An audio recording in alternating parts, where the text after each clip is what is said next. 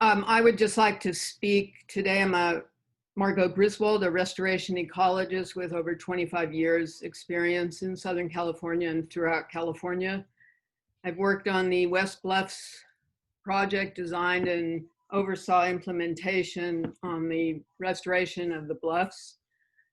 And before that, worked on some aspects of water, fresh water, in regard to McGuire Thomas, the previous developer of the Playa Vista area. So I have some knowledge of the area, and I would just like to say that I am dismayed that in the alternatives for the project, that no alternate to the 3 full title wetlands was offered. So first of all, it's a violation of CEQA, but we won't get into that here. I would just like to say that the design of the project, the top-down science advisory panel, and what has gone on is against all things I ever learned in my experience, in my training, and in my implementation of successful projects in California. The Ballona Wetlands project is not a restoration. None of those current alternatives focus on the vegetation or wildlife, nor optimal benefits to those wildlife historically and currently present.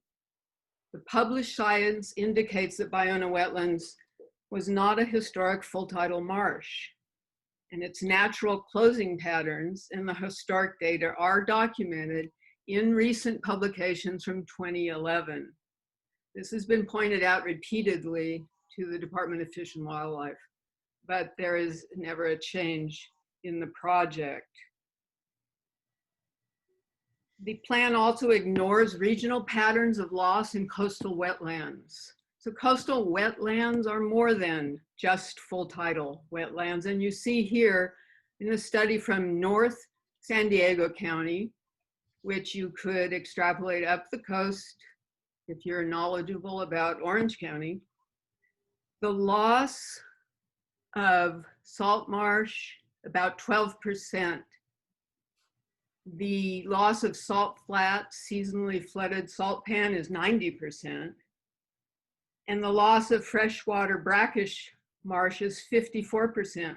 But look, we have an increase in open water mudflats of 615%. So historically, we're out of whack and we're not considering what could be good for the region. We don't want to homogenize any more of our coastal wetlands. This is Ballona after the rains this year. Okay, fresh water, as you can see from these photos. This is what can happen with fresh water. Here are the areas of the non-permitted drains taken before capping. You see weedy areas of dry annual grasses. After 3 years, here's what you're seeing: pickleweed, a wetland plant. And I would just like to end with this photo. Here's the Pacific Ocean, here's Marina del Rey, and here's the Ballona flood control channel. Leave it a flood control channel. You can't change what's there. If you really want to clean up Ballona flood control channel, usually it's common to start at the upper watershed.